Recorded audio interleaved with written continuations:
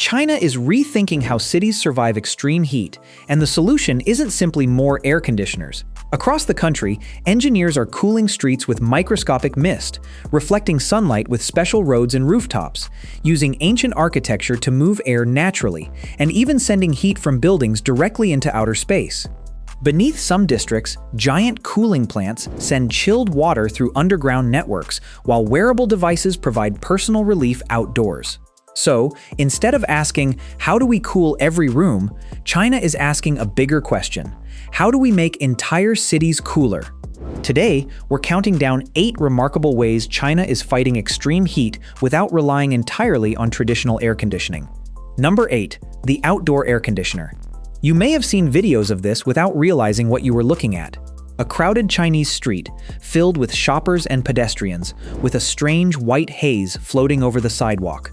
It almost looks like a low cloud, but people walking through it aren't carrying umbrellas, and their clothes aren't soaked. That haze is an outdoor evaporative cooling system. Water is pushed through extremely fine nozzles, creating microscopic droplets that evaporate before reaching the ground. And evaporation requires energy. That energy comes from the surrounding air. As the droplets turn into vapor, they absorb heat, cooling the air around them. Under suitable conditions, systems like these can reduce localized temperatures by roughly 5 to 8 degrees Celsius. The biggest advantage is that they can cool places where traditional air conditioning simply isn't practical: sidewalks, markets, transit areas, tourist attractions, and public squares. Instead of trying to cool an entire open street, the system creates a cooler pocket of air around the people using it. And that leads to number 7, changing the weather itself. During the brutal 2022 heat wave, which lasted more than 60 days in some areas, China faced record temperatures, falling river levels, power shortages, factory shutdowns, and wildfires. The country turned to cloud seeding, using silver iodide to encourage moisture-filled clouds to produce rain. China deployed aircraft, rockets, ground equipment, and even drones, including a reported Wing-Lung drone over Sichuan. But cloud seeding isn't magic. It cannot create rain from clear skies and requires suitable clouds and moisture. When conditions are right, however, the extra rainfall can cool the air and replenish rivers and reservoirs. China isn't just cooling its cities, it's trying to cool the sky above them. Number 6. The ancient sky well. More than 1,000 years ago, Chinese builders used a feature called a tianjing, or sky well, to naturally cool homes without electricity. These narrow courtyards stayed shaded at the bottom while hot air rose through the opening above, pulling cooler air into the rooms below. No compressors, refrigerants, or power, just natural airflow. Today, architects are adapting this ancient principle for modern buildings, using vertical shafts and airflow channels to improve ventilation in skyscrapers. A 1,000-year-old idea is proving that sometimes the best way to cool a building is to prevent it from overheating in the first place. And that brings us to number 5, cooling the streets.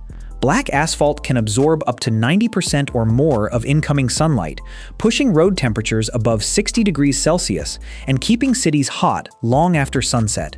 This contributes to the urban heat island effect.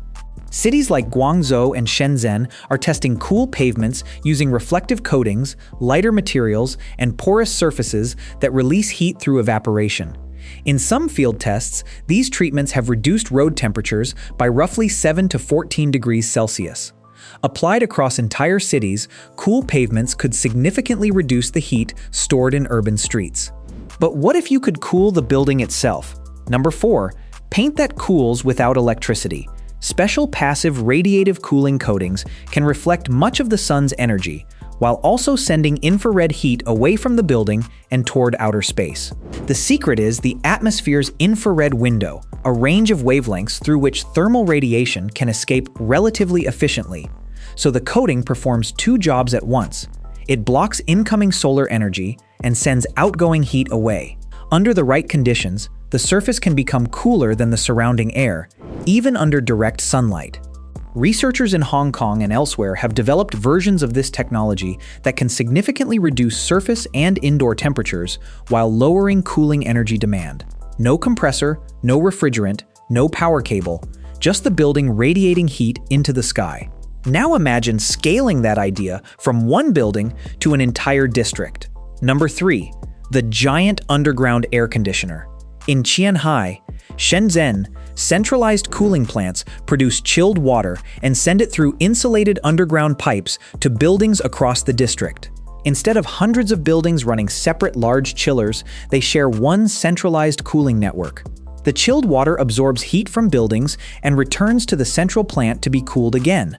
Reports have cited annual electricity savings of around 130 million kilowatt-hours from the Qianhai system. The concept is simple but powerful. Instead of thousands of individual machines fighting the same heat, one enormous optimized system does the job underground. Most people walking above don't even know it's there. But what about people outside? Number 2. Solar-powered outdoor cooling. A building can be air-conditioned. A district can share chilled water. But what about someone waiting at a bus stop under the blazing sun? Traditional air conditioning doesn't work well in open spaces.